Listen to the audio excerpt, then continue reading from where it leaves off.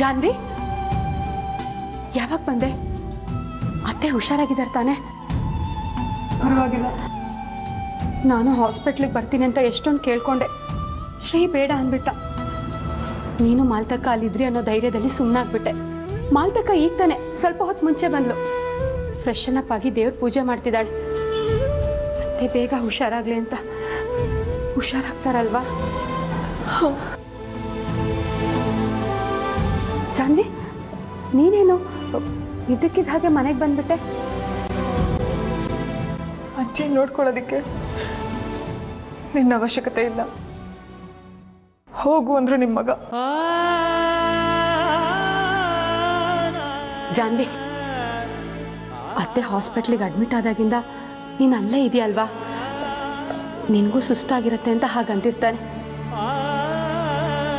ನಿನ್ನಿಬ್ರು ನೋಡಿದ್ರೆ ಸಂತೋಷ ಆಗತ್ತೆ. ನೀನು ಮಧುಮಿತಾ ವಿಷಯ ಮುಚ್ಚಿಟ್ಟಿದ್ದಕ್ಕೆ ಶ್ರೀ ನಿನ್ನ ಮೇಲೆ ತುಂಬ ಕೋಪ ಮಾಡ್ಕೊಂಡ್ಬಿಟ್ಟಿದ್ದ. ಎಲ್ಲದ್ರಿಂದ ನಿಮ್ಮಿಬ್ರ ಮಧ್ಯೆ ಜಗಳ ಶುರು ಆಗುತ್ತೋ ಅಂತ ಹೆದರ್ಕೊಂಡ್ಬಿಟ್ಟಿದ್ದೆ. ದೇವ್ರ ದೊಡ್ಡವನು.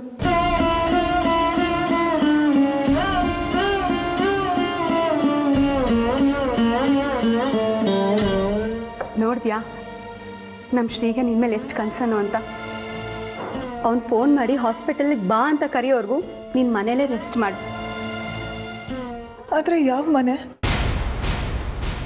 ಇದೇನು ಜಾನ್ವಿ ಹೀಗೆ ಕೇಳ್ತಿದ್ಯಾ? ನಿನ್ನ ಮನೆ.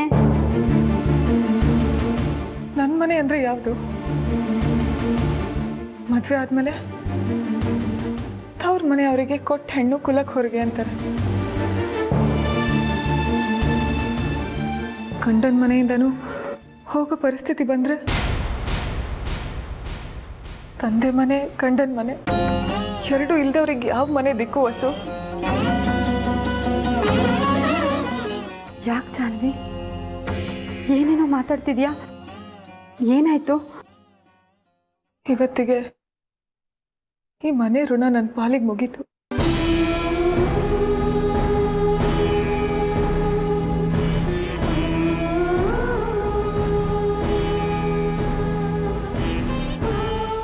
ಇಷ್ಟೆಲ್ಲ ಆದ್ಮೇಲೂ ಈ ಮನೇಲಿರೋ ಅಧಿಕಾರ ನನಗಿಲ್ಲ. ಇದ್ರೆ ಬಂಡತನ ಅನ್ಸುತ್ತೆ ಹೊರತು